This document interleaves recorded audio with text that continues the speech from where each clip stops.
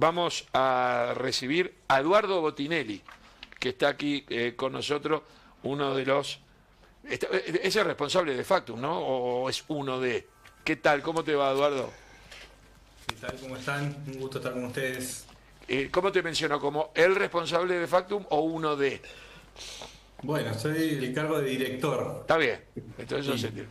Uno por deformación piensa en Botinelli padre también, entonces se pregunta, por eso hago la pregunta por las dudas, para no meter la No, pata. pero claramente sigue en actividad Obvio.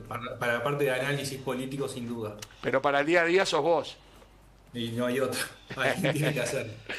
Eduardo, ¿qué evaluación están haciendo en el caso tuyo? Yo hablo, no pretendo que me hables por las encuestadoras en general, pero también seguramente tenés una mirada, porque yo me imagino que bichan entre ustedes. Yo pronostico esto, a mí me da esto este estudio, y a este otro le dio este otro, y aquel estuvo más cerca, más lejos. ¿Qué evaluación primaria estás haciendo? Bueno, a ver, en términos generales, sí hay una mirada general de qué se publica, claramente. No podemos hacer taparnos los ojos, pero tampoco es una cuestión que esté permanentemente mirándose unos con otros. Yo diría, la evaluación general es buena de todo el ciclo electoral. Es decir, las internas, que son un problema importante para las encuestas, que tiene que ver con el voto voluntario, que pone una variable difícil de estimar en general en el mundo, en el caso uruguayo en particular, porque es la única instancia de voto voluntario que tenemos. Y sin embargo, en las internas, todos los panoramas que se brindaron de las encuestas fueron razonables con lo que terminó sucediendo. También hacia la elección de octubre, el conjunto de encuestas anduvo muy bien en cuanto a la estimación de cuánto podía votar el Frente Amplio, cada uno de los partidos, con desviaciones típicas que puede tener cualquier encuesta. Y en el caso de noviembre hemos tenido también, digamos, un comportamiento razonable en el sentido de no hubo ninguna encuesta que pusiera a Delgado por encima de Orsi. Ese es un primer dato. El segundo dato es que había cierta estabilidad en la información, con pequeñas variaciones, pero creo que siempre hay que tener en cuenta, en consideración, que las encuestas tienen, digamos, limitaciones. Limitaciones desde el punto de vista, estrictamente desde el punto de vista estadístico, es decir, de cuánto está, cuáles son los márgenes de error. Cuando hablamos de margen de error, es un margen de error estadístico, es decir, cuánto puedo estimar el comportamiento en más o en menos de un punto específico que estoy midiendo en un momento determinado. La segunda limitación tiene que ver con el tiempo, es decir, cuándo se midió y cuánto tiempo hay hasta el día de las elecciones, que es un segundo punto. Hay otros errores no estadísticos que tienen que ver con las formas de relevamiento, de estimación del voto y demás, que son variables que se incorporan por error, digamos, desde la recolección de datos, de la construcción de las preguntas, hasta el Ahora, procesamiento de la Eduardo, información. Eduardo, yo creo que en líneas generales, esta es mi opinión con respecto en general a las encuestas, tanto en las internas como en la primera vuelta, como en la segunda, nadie puede decir que el resultado final generó sorpresa en cuanto al orden, ¿no? En la última eran dos, en octubre eran varios más, las internas tuvieron también sus órdenes, pero como que prácticamente, por lo menos las encuestadoras más prestigiosas o las que utilizan más los medios masivos de comunicación y los contratan, la verdad que lo que nos queda es hilar fino. ¿Qué es hilar fino? Al Frente Amplio le diste un poco más en octubre de lo que tuvo, le diste un poco menos ¿entendés? En el segundo. Eso, ¿cómo lo ves en cuanto a qué sensación te dejó? Yo diría, a ver, hay dos lecturas importantes. Una es que hay como un mito construido de las encuestas siempre se equivocan para el mismo lado. Y acá, claramente, en octubre y en noviembre, las desviaciones fueron hacia dos lugares distintos, ¿no? Es decir, hacia octubre, las estimaciones estaban en torno al 45% del frente, terminó votando el 44%. Y hacia noviembre estaba entre 47 y 48 y terminó votando 49,5, casi 50. Hay que esperar el escrutinio definitivo. Entonces, primero no es hacia un solo lado. Ese es un primer punto. El segundo es que las distancias estuvieron dentro de los márgenes de error. Entonces, eso también hay que considerarlo. Y el tercer punto, y es relevante para el caso de la segunda vuelta, hay también una idea de que la segunda vuelta es más fácil de estimar y es más difícil. Por lo menos dos razones. La primera es que son solamente dos opciones que se acercan al 50%, por lo tanto el margen de error es mayor cuanto más cerca del 50% está. Y el segundo factor es que hay solamente tres posibilidades de comportamiento. Y eso, sobre todo si se dan dos, es decir, si una parte del electorado pasa de un lado para el otro, el efecto es doble. O amplía la distancia en el doble de lo que se mueve, o reduce a la mitad la distancia según el movimiento que haya. Y acá se incorporó, en el caso de noviembre, un tercer factor que ya había aparecido en octubre, en octubre, que fue un electorado que votó en blanco con la papeleta para el sí, que claramente era distinto al voto en blanco o anulado que teníamos antes. Nosotros en 2019 tuvimos 3,6 de voto en blanco o anulado, y esta vez tuvimos un 4,9. Pero de ese 4,9, 1,4 había votado el sí de casi todos de la Seguridad Social y no había elegido ningún partido. Eso era un electorado que era distinto al voto en blanco anulado tradicional. El otro elemento que vimos ahora con el resultado de la encuesta, de la elección, perdón, es que es la primera vez que sucede un fenómeno que es que el voto en blanco y anulado es menor en la segunda vuelta que en la primera. Entonces, ahí en el gráfico que están mostrando justamente, lo que se ve es que la estimación de voto hacia Delgado no tuvo un sesgo demasiado importante. En realidad estamos hablando que con el escrutinio definitivo probablemente Delgado esté en el 46% y la estimación era 46,6%. La diferencia está en la estimación entre el voto en blanco o anulado, que ahí estaba en 6,3, terminó siendo 4,9, perdón, 4,3, y la estimación con Orsi, que está en 47,1 y termina siendo 49. Claramente es como que esos dos puntos, tal cual se podría decir, se fueron. No necesariamente porque puede componerse esos dos puntos de otra forma, pero te das a cuenta que además, Bueno, además había expectativa con el voto en blanco y anulado por el tema de que algunos partidos de los chicos habían dicho claramente voy a anular y no sé cuánto, y parecería que eso no se dio después.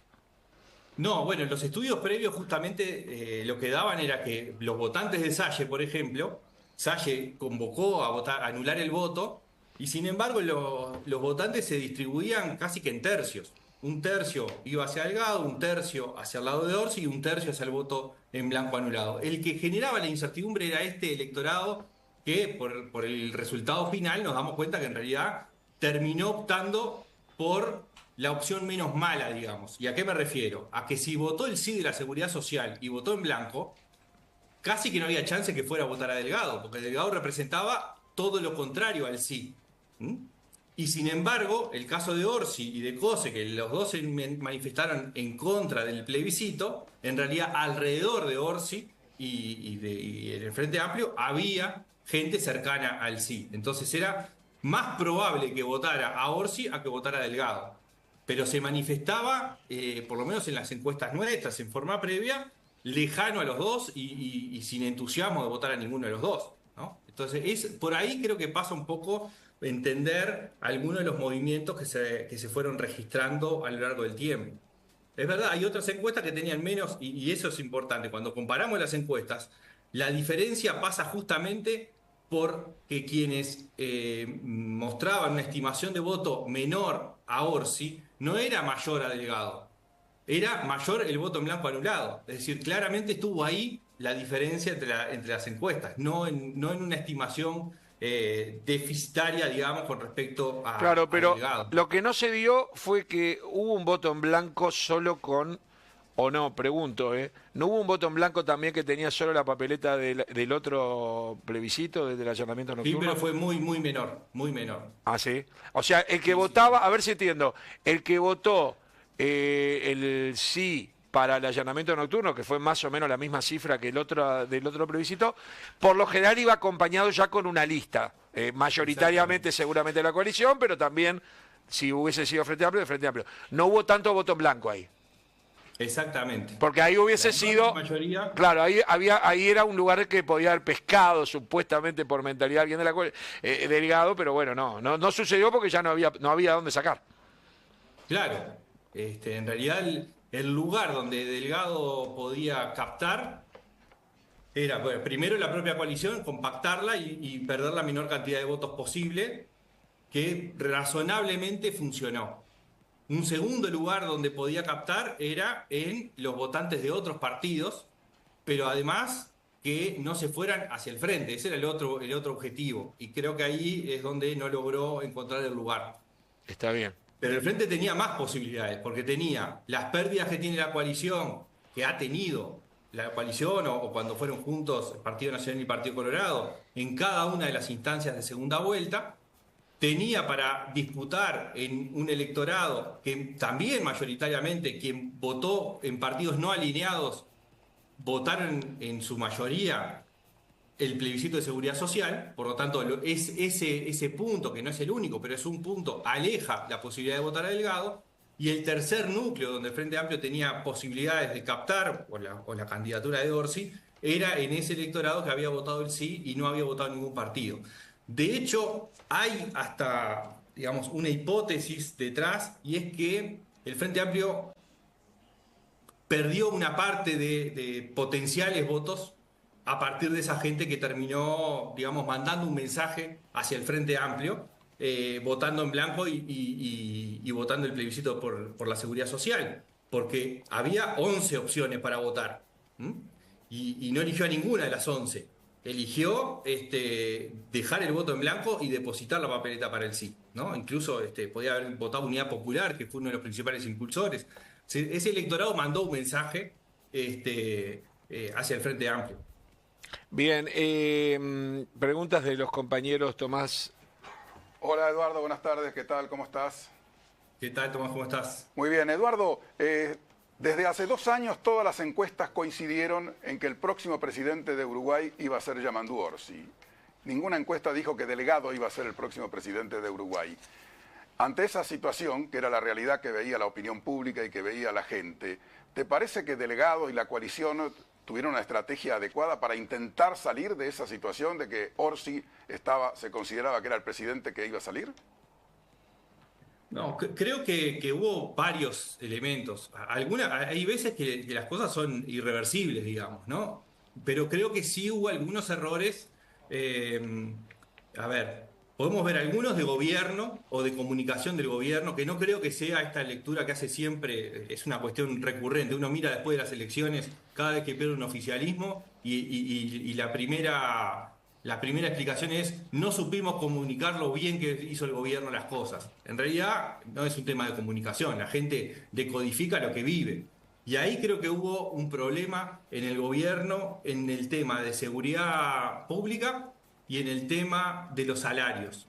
Hubo demasiado hincapié en el oficialismo en mostrar lo bien que se estaba en temas de seguridad pública, permanentemente, ¿no? El recurrir a las cifras de las denuncias de delitos de hurto, de rapiña, de abigeato.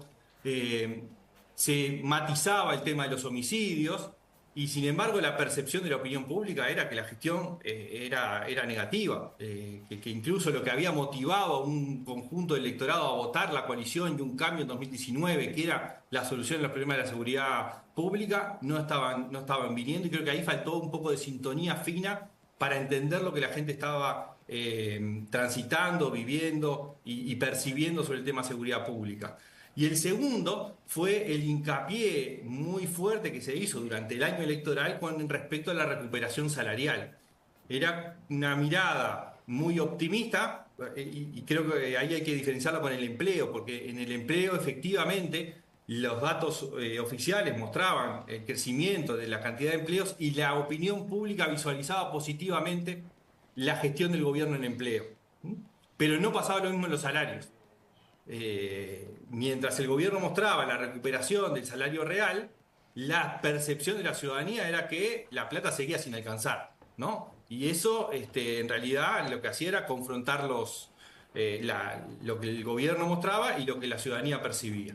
Y después en campaña hubo, digamos, algunos momentos que no quedaron claros, ¿no? Porque por un lado venía una estrategia fuerte de confrontación hacia el Frente Amplio. Después, la última semana, se giró a la idea de que el Frente Amplio podía integrar un gobierno encabezado por Delgado, ¿no? Y tender al diálogo. Entonces, ¿cómo integrar al gobierno al peor Frente Amplio de la historia? Sonaba como un poco contradictorio. Y lo otro fue que también cambió la estrategia de posicionamiento. Mientras arrancó con la idea de un segundo piso de transformaciones, que suponía la idea de algo superador y diferenciador con un primer piso construido, después pasó a reelegir un buen gobierno. Y ahí creo que se pegó más a la gestión de este gobierno, no generando la idea de algo nuevo y superador, sino de continuidad absoluta. Y ahí creo que hubo dos o tres puntos para atender. Y después, claramente, la evaluación del presidente, la aprobación de la gestión del presidente es muy positiva, pero es algo que no es trasladable. El capital político personal es difícil de trasladar a otra figura y es parte de lo que se podía prever también. Bien, tengo a Fabián Cardoso también. Eduardo, ¿cómo estás? Buenas tardes. ¿Cómo andás, Fabián? Ahora viene un nuevo mapa, Eduardo, que es el de las municipales. El mapa real, porque hay que mirar el país con otra atención, y región por región, departamento por departamento. ¿Te parece que la foto de noviembre tiene algo de trasladable a lo que van a ser las elecciones de mayo? ¿O los partidos políticos, los candidatos, los estrategas tienen que barajar y dar de nuevo? Arranca de cero. No, de cero no arranca, tiene una incidencia. Cuando miramos el comportamiento electoral que tienen las departamentales con respecto a las nacionales, hay un conjunto de departamentos que tienen un comportamiento totalmente distinto. Hay varios que el Frente Amplio creció, pero perdió, o sea, creció mucho con respecto al 2019. Es decir, los departamentos donde más creció es donde tiene menos chance de ganar, ¿no? Es decir, todo el noreste del país. Después hay otros que están en disputa y que tienen arquitecturas distintas. Por ejemplo, hay que ver qué pasa en Rocha, ¿no? Rocha fue un departamento, la última, que gana el Partido Nacional por menos de 3.000 votos, más o menos, pero habiendo hecho una alianza con lo que en aquel momento fue una buena votación de Cabildo Abierto, y con el candidato de Cabildo Abierto adentro del lema Partido Nacional. Ahora hay que ver cómo se arma esa configuración. Ahí el Frente Amplio puede disputarlo, pero no aparece como un escenario, digamos, que aparezca como favorito. Y sí, la disputa aparece más por el lado del litoral, ¿no? Donde el Frente Amplio ya ha sido gobierno departamental. Fundamentalmente los casos de Salto, Paysandú y Río Negro aparecen como departamentos que pueden ser competitivos, con un diferencial que hay que ver cómo se sigue resolviendo hacia adelante. En principio, la resolución de la coalición republicana es que va a competir en Montevideo, Canelones y Salto con un lema coalición republicana, por lo tanto acumulan las candidaturas en ese lema. Otro punto importante con respecto a esto es que cambian las reglas de juego, ¿no? Es decir, las departamentales tienen una regla de juego distintas a las que vimos en las nacionales. Son múltiples candidaturas por partido, o sea, hasta 3 candidaturas que acumulan para el partido y no hay segunda vuelta. Por lo tanto, el que tenga más votos de los partidos que compiten, el candidato que tenga más votos del partido que tenga más votos, termina siendo elegido intendente. Entonces, el panorama que se abre en Salto tiene que ver con esto, que es distinto a lo de Paysandú y a lo de Río Negro.